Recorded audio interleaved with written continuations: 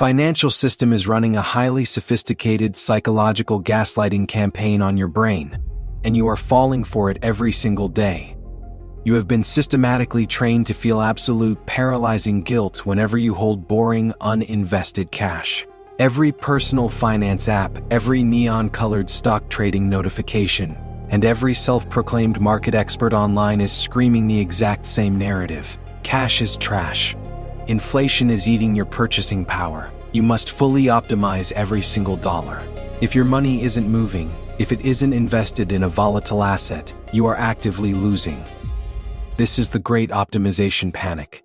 It is a highly engineered lie. The retail investing industry has successfully gamified your financial survival. They have turned the act of building security into a high-speed, dopamine-fueled video game where holding plain liquid capital feels like a failure. But they do not want you to have cash because cash is quiet, cash is private, and cash gives you absolute unmanipulatable sovereignty. They want your money fully invested, fully exposed, and fully locked in their systems so they can collect management fees, transaction spreads, and liquidity data. The ultimate threat to a system built on debt and consumer compliance is a young person with a massive stack of cold, liquid, unoptimized cash. So, take out your pencil. Let us look at what your brain is doing here. For our generation, the economic reality is a series of rolling, chaotic waves. We are living on a razor's edge of digital micro-debts. You use Apple Pay for your morning routine, Klarna for your clothes, and Afterpay for your weekend plans. Your income is fragmented into a dozen tiny invisible digital channels before it even hits your account. This is the debt refugee phenomenon. You are living in a state of chronic financial friction, completely dependent on the continuous uninterrupted flow of your digital paycheck, just to keep the lights on. And because you are terrified of inflation, you take every spare dollar you have and immediately throw it into volatile stock portfolios, crypto assets, or illiquid retirement funds to beat the market. You optimize your net worth on paper, but you leave your liquid cash balance at virtually zero. Then, life happens. Your car's alternator dies. Your apartment's water heater bursts. You face an unexpected medical bill. On paper, you have $15,000 of net worth locked in a volatile stock index or a digital asset wallet. But in the physical world, you have zero immediate liquid cash. To pay for the emergency, you are forced to make a devastating choice. You must either sell your volatile assets at a loss during a market dip, or you must swipe a high-interest credit card, plunging yourself into the very debt trap you were trying to escape. Your optimized portfolio did not save you. It made you fragile. This is the physiological cortisol loop. When you live with zero liquid cash, your sympathetic nervous system, your body's ancient fight-or-flight network, remains in a state of chronic, low-grade activation. Your brain perceives the lack of immediate liquidity as a constant, looming threat to your physical survival. You are flooded with cortisol and adrenaline, which clouds your judgment, exhausts your cognitive bandwidth, and forces you into short-term, panic-driven financial decisions. Let us look at what your brain is doing here. Let us calculate the true mathematical cost of this psychological stress. Take out your pencil and let us run the numbers on your mental piece. Imagine you have $10,000. You are told that by leaving it in a boring savings account, inflation at 5% is stealing $500 of your purchasing power over a year. You panic, you throw that $10,000 into the stock market to chase a 10% return. 2 months later, the market suffers a routine 15% correction. Your $10,000 is now worth $8,500 on screen. At the exact same time, you experience a $2,000 life emergency.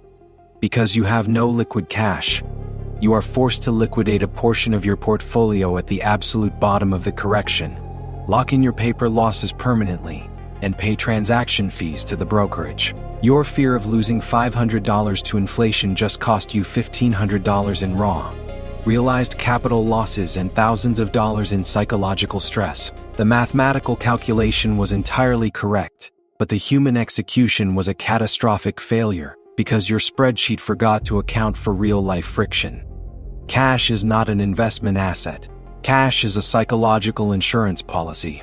The interest you lose to inflation is not wasted money. It is the exact premium you pay to purchase absolute immediate optionality when the world around you goes into a state of panic. This is what Nassim Taleb calls anti-fragility.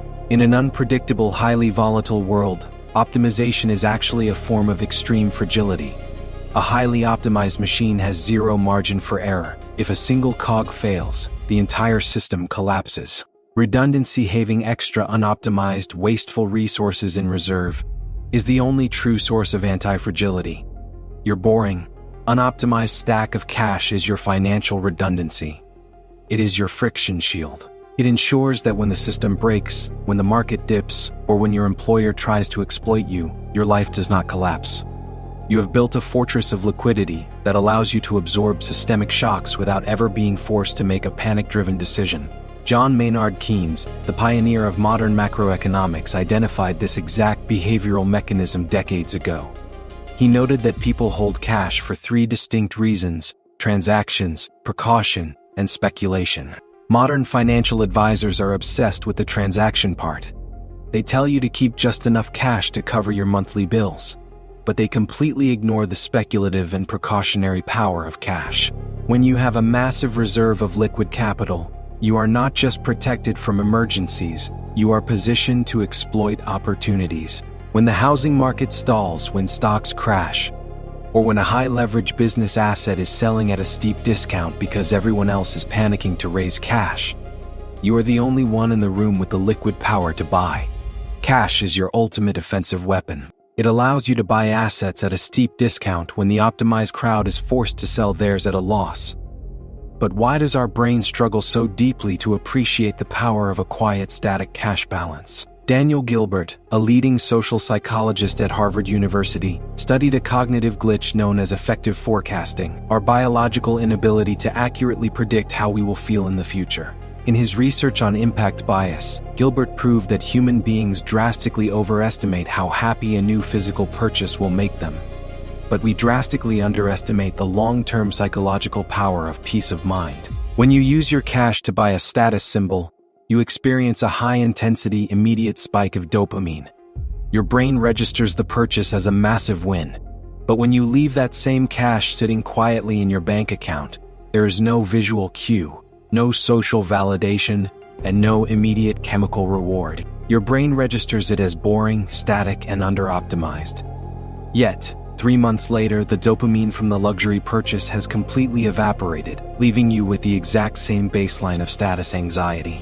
Meanwhile, the quiet, boring stack of cash in your account has been silently filtering your daily stress, keeping your cortisol levels low, and giving you the psychological confidence to navigate your life with absolute authority. You do not need to show your wealth to the world to feel its power. The most potent form of wealth is completely invisible to your neighbors. It is your liquid runway. It is your fuck you money. To transition from a fragile, fully optimized victim of the retail financial loop to an anti-fragile, cash-rich stoic, you must adopt a strict, counterintuitive liquidity framework. First, establish your frictional shield. Stop calculating your emergency fund based on generic 3 to 6 months of expenses rules. Calculate your frictional shield based on your personal psychological panic threshold.